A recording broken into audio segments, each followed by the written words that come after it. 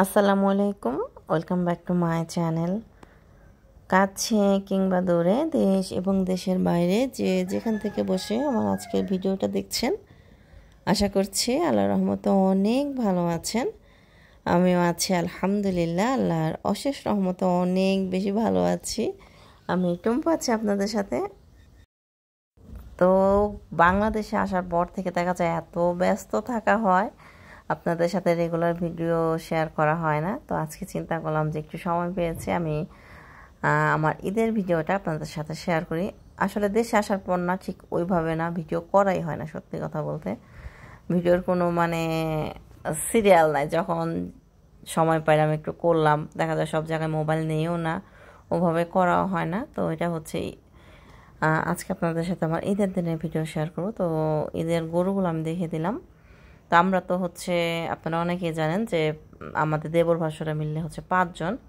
তো আমরা 5 জন আমাদের এই বাড়িতে থাকি। তো আমরা অনেক বছর পর, মোটামুটি অনেক বছর পর 5 জন একসাথে কোরবানি দেবো। দেখা যায় বেশিরভাগ সময় আমরা কাতারে দিই, কাতারে থাকি, দেশও কোরবানি দেওয়া হয়, কাতারও দেওয়া হয়, আমরা থাকি না। তো এবার যেহেতু সবাই মিলে একসাথে আছে, এবার ঈদটা আমাদের একটু স্পেশাল। তো অনেক ভাল লাগবে আশা করছি। তো ঈদের আগের দিন বিকেলবেলা এখন তো সবাই মোটামুটি অনেক খুশি, বিশেষ করে বাচ্চারা বাসায় গরু এনেছে, খাসি এনেছে, সব কিছু নিয়ে এসেছে। তো সব কিছু তো এক সাইডে আসলে যেভাবে জায়গা হয় নাই, তো আমাদের বাসার সামনে কিছু বেঁধেছে, আর এটা হচ্ছে বাসার পিছনের সাইড। তো পিছনের সাইডে কিছু বেঁধেছে। তো বাচ্চারা খুবই এক্সাইটেড গরু নিয়ে, খাসি নিয়ে। তো এখন ঈদের দিন সকালবেলা গ্রামের বাড়িতে তো দেখা যায় ঈদের নামাজ অনেক সকালে শুরু হয়ে যায়। তো সকালবেলা তাসিন, আবদুল্লাহ, তাসিনের বাবা 3 জন রেডি হয়ে ঈদের নামাজ পড়তে যাচ্ছে। তো ওই যে দেখেন, আমি তো 3 তলায় থাকি, 3 তলা থেকে একটু ভিডিও শ্যুট করলাম। ওই যে সবাই যাচ্ছে, কেন জানি না ঈদের এটা অনেক বড় একটা আনন্দ, তাই না? ঈদের নামাজ পড়বে, রেডি হবে। তোর বাবা বাচ্চাদের নিয়ে ঈদের নামাজ পড়তে যাচ্ছে, আর আমি চিন্তা করলাম তাহলে ঈদের দিন সকালে খাওয়ার জন্য টুকটাক রান্না করি। তো আমি রাতের বেলায় আপনার দুধ জাল করে রেখেছিলাম সেমাই রান্না করার জন্য। এই যে দেখেন, দুধগুলো একদম মোটামুটি অনেকটাই ঘন করে রেখেছি, যে আমি শুধু সকালবেলা গরম দিয়ে এক বলক দিয়ে সেমাই ভিজিয়ে ফেলবো। তো আমি এখন দুধের যে উপরে সরটা ছিল, সেই সরটা ভেঙে দুধটা গরম করে নিচ্ছি। আর এই যে সেমাইগুলো আমি আগে বলে রেখে দিয়েছিলাম। তো নর্মালি তো সবাই দেখা যায় কি যে গরম বলক ওঠা দুধ শ্যামার মধ্যে ঢেলে দেয়, কিন্তু আমি দুধটা হালকা একটু ঠান্ডা ঠান্ডা করে আর কি মিডিয়াম অবস্থায় শ্যামার মধ্যে ঢালি। একদম বেশি গরম দুধ যদি শ্যামার মধ্যে ঢালি না, তাহলে না শ্যামাইগুলো গলে যায়। আমার আসলে ওই গলা গলা শ্যামাই ভালো লাগে না।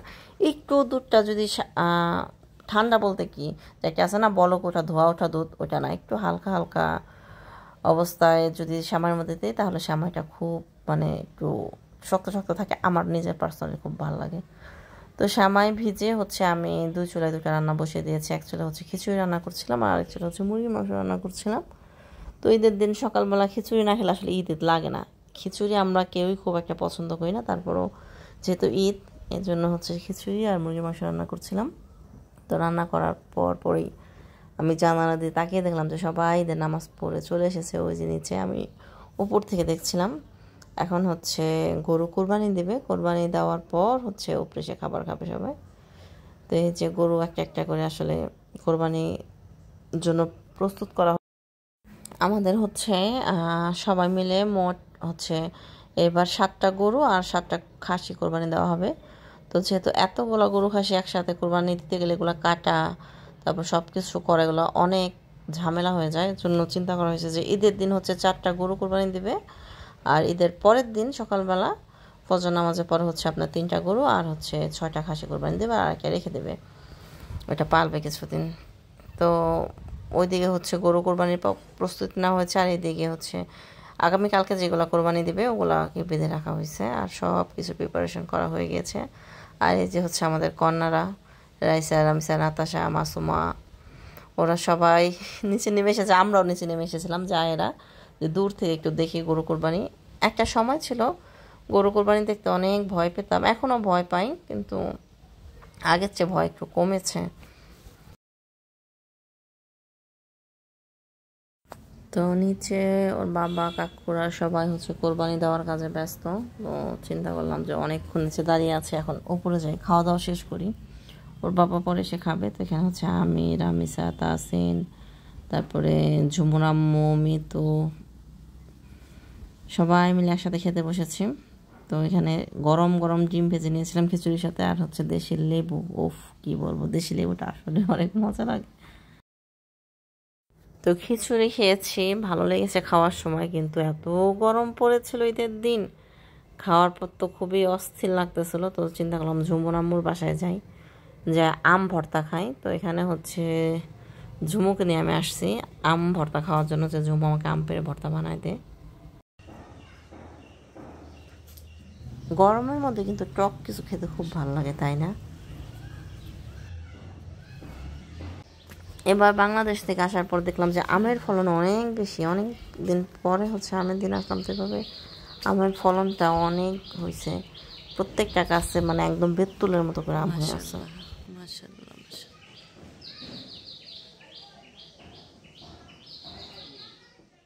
তো ঝুমু হচ্ছে আম এনে ছিল, আমি বললাম যে একদম সুন্দর করে কাসুন্দর টাসুন্দর দিয়ে সুন্দর করে মেখে দে, গরমের মধ্যে আম ভর্তা খেতে ভালো লাগবে। আর আমি বসেছিলাম, ও মাখতেছিলাম, আমি দেখতেছিলাম।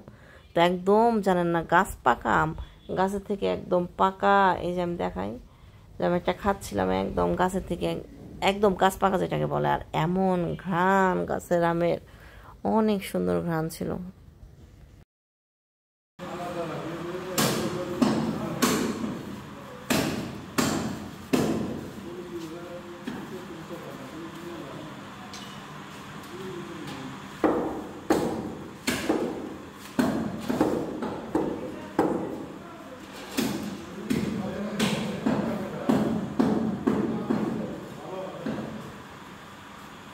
তো নিচে হচ্ছে গরুর মাংস কাটাকুটি হচ্ছে। তো সেখান থেকে আমাদের কিছু পরিমাণ মাংস আর কি সবার ফ্ল্যাটে ফ্ল্যাটে পাঠিয়ে দিয়েছে, যাতে আমরা তাড়াতাড়ি করে রান্না করতে পারি।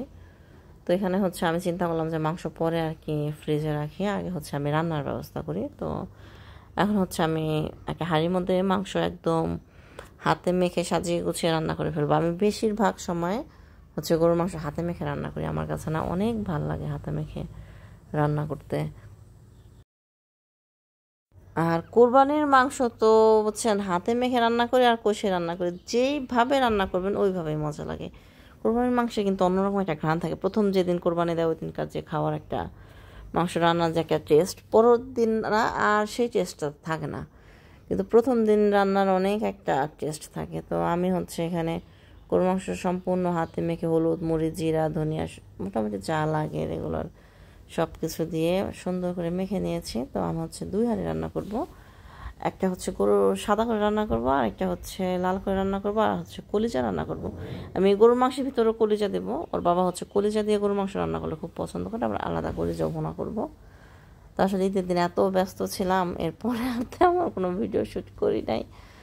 তা আপনারা সবাই ভালো থাকবেন, আমার জন্য দোয়া করবেন। তো আজকের মতো আল্লাহ হাফেজ, আসসালামু আলাইকুম রহমতুল্লাহি ওয়া বারাকাতুহু।